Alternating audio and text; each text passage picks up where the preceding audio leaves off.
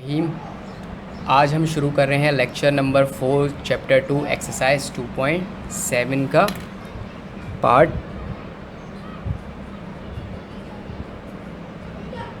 2। Question number 6 आज मैं आपको करवाऊँगा।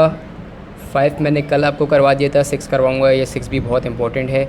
ए की power p divided by a की power q whole power minus q minus p, उसके बाद मल्टीप्लाई बाय फिर a की power q divide by a की power r whole power minus r minus p, फिर मल्टीप्लाई बाय a की power r फिर a की power p whole power minus p minus r। अब इस सवाल के अंदर हमें क्या करना है? इस सवाल के अंदर आपको पता है कि बेस और पावर को देखनी है। इसके अंदर क्या करना है? बेस सेम है, यहाँ डिवाइड में बेस सेम है तो अंदर क्या हो जाएगा? ब्रैकेट के अंदर पावर को सब्ट्रैक्ट करते हैं। हमें पता है बेस सेम जब होती है तो p माइनस क्यू हो गया और whole power minus q minus p ऐसे ही आया। और यहाँ भी बेस सेम है तो क्या हो जाएगा? बेस एक बार लिखा और q माइनस आर आ गया और whole power minus are minus P आ गया। यहाँ भी बेस सेम है तो हमने क्या लिखा? एक बार लिखा और r माइनस पी आ गया और whole power minus P minus R आ गया। ठीक है स्टूडेंट्स, हमारे पास क्या आया है? हमारे पास आया है a की power p minus q whole power minus q minus p multiply by a की पावर q माइनस आर और whole power minus are minus p multiply by a की power r minus p whole power minus p minus r. अब students power से multiply होती है। अब एक technique होगी हमारे पास, ये देखें, हमने स्टूडेंट्स p माइनस क्यू लिखा और ये माइनस इसमें से कॉमन ले लिया। ये क्या हो गया? q प्लस पी हो गया। ये क्यों कर रहे हैं स्टूडेंट्स? क्योंकि इसमें हम फॉर्मूला ईजिली लगा सकें, हम इसलिए कर रहे हैं। ये मैं अभी आपको आगे बताता हूँ स्टेप। q माइनस आर लिखा स्टूडेंट्स हमने, यहाँ माइनस कॉमन ले लिया तो ये क्या हो गया स्टूडेंट्स? r प्लस पी हो गया। माइनस माइनस प्लस हो जाता है। यहाँ स्टूडेंट्स a लिखा हमने, r माइनस पी है और यहाँ माइनस कॉमन ले लिया तो क्या हो गया स्टूडेंट्स? p प्लस r हो गया। अब students a square minus b square का फॉर्मूला होता है हमारे पास a plus b a minus b. ठीक है स्टूडेंट्स, अब यहाँ स्टूडेंट्स अगर हमने माइनस कॉमन ले लेंगे तो हमारे पास इसको हम फॉर्मूले में कंप्रेस कर सकते हैं। हम किस तरीके से करेंगे स्टूडेंट्स? हमने माइनस यहाँ कॉमन ले लिया, ये क्या बचा स्टूडेंट्स? हमने माइनस स्टूडेंट्स कॉमन ले लिया तो क्या हो जाएगा स्टूडेंट्स? ये p माइनस क्यू हो गया और q प्लस पी हो गया।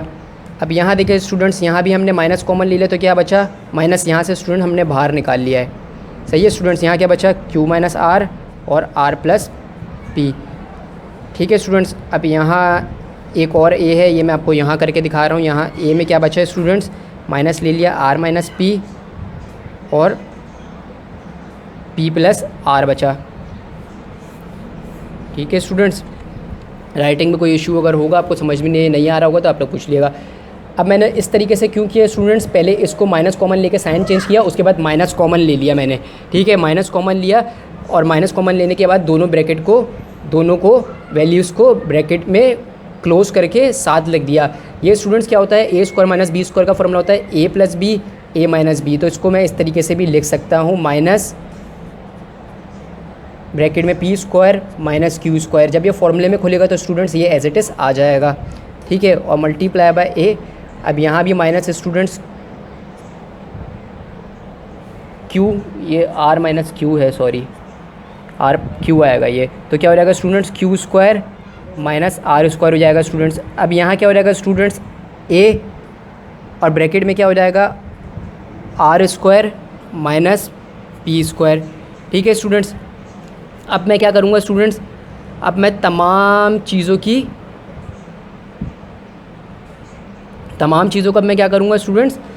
इसको अब मैं सॉल्व करूँगा। सॉल्व किस तरीके से करूँगा? अब मैं इसकी खोलूँगा पावर, यानी अब मैं इसको साइन से, माइनस साइन से पूरा ब्रैकेट खोलूँगा तो क्या हो जाएगा students? Minus p square plus q square, फिर मल्टीप्लाई बाय ए की power minus q square plus r square, फिर मल्टीप्लाई बाय ए की power minus r square plus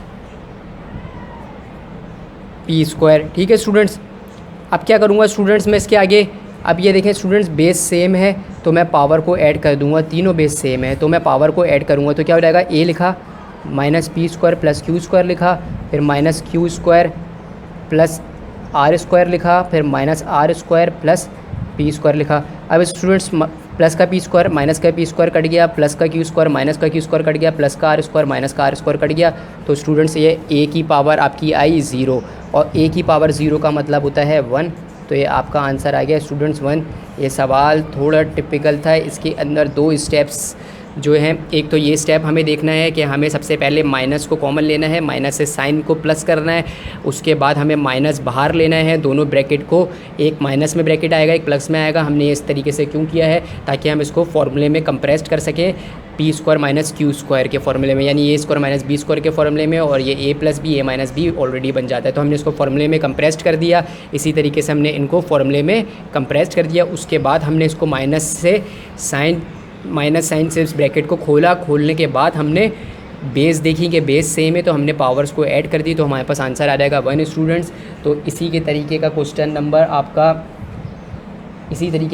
number students आपका 8 भी है, क्वेश्चन नंबर 9 भी है। मैं आपको क्वेश्चन 7 करवाता हूँ, ठीक है। अब मैं आपको लेकर चलता हूँ क्वेश्चन नंबर 7 की तरफ। क्वेश्चन नंबर 7 स्टूडेंट्स करते हैं।